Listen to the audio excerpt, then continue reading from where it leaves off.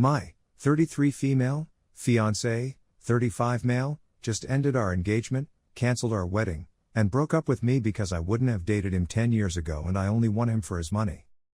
I'm speechless and can't stop weeping. I'm at a loss for words and am still stunned. We had already planned our wedding and sent out invites.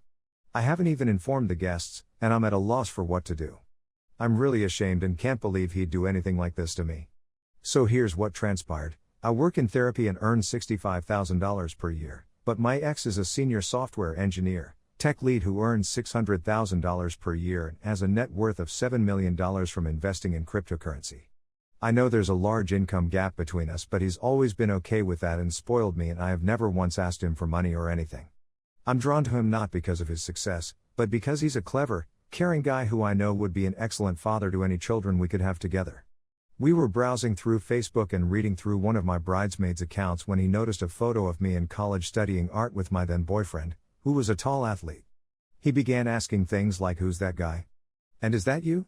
And why don't you have any images of you from 10 years ago on your page?" And I told him it was my ex and that the past is the past and I don't want that aspect of my life on my Facebook anymore. So he becomes enraged at me and claims that he's never really seen the people I've dated in the past, and he begins asking a slew of questions.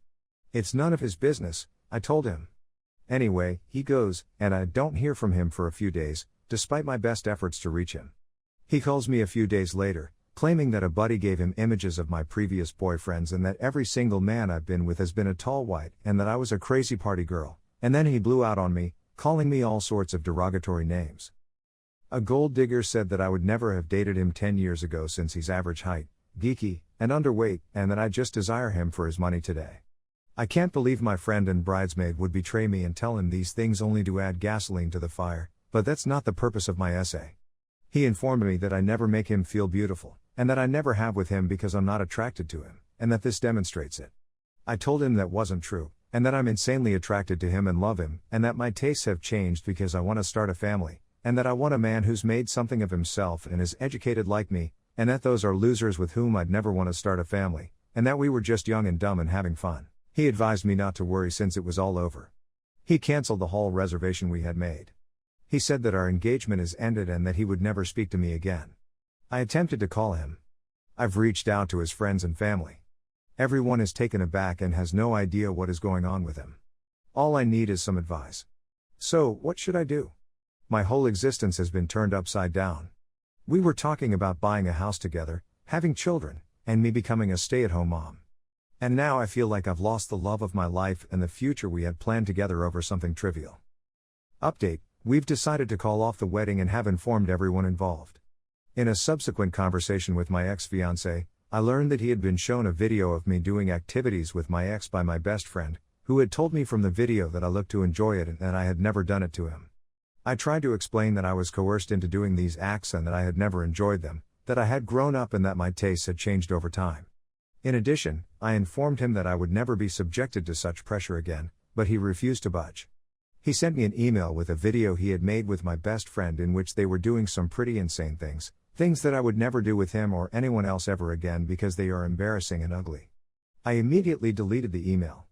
I'd want to react to a few of the comments. People made comments about how I didn't have with him or make him feel special, and I took offense to that.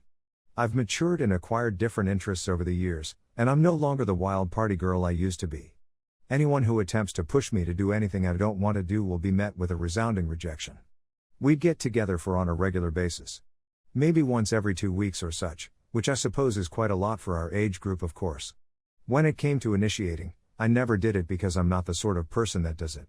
I did turn him down a lot when he did it, but if he's not in the mood, I'm not in the mood. I feel it just demonstrates a lack of maturity on his, and the commenters, part to assume that he has the right to access my body whenever he wants without my permission. A prenuptial agreement is something I would never consider obtaining. I'll have a huge career gap if we get married and I stay at home to raise our children. As a result, I'll be entitled to a portion of his money as compensation for the sacrifices I'll make during the marriage and as a result of having children for him. I continue to feel that the past is in the past and that it is none of his business what happened in the past. A lot of the folks that are posting here need to mature. It's just that people have history, that's the whole point of it. I'm still holding out hope that my ex and I will be able to reconcile. But if it doesn't work out, I'll simply go back to dating and get on with my life. And I'll have to scrutinize them more closely to make sure they aren't controlling possessive man babies who will throw a tantrum if they don't get what they want right away. I am confident in my actions, and I have no reason to feel sorry for myself. Because my ex is behaving like a possessive and controlling child, it's likely that many of the individuals who believe I've escaped with my life are accurate. Overall, he has suffered a setback. I would have given him the whole of my estate. In lieu of that, I'll give it to my future husband. Story 2. GF cheated emotionally.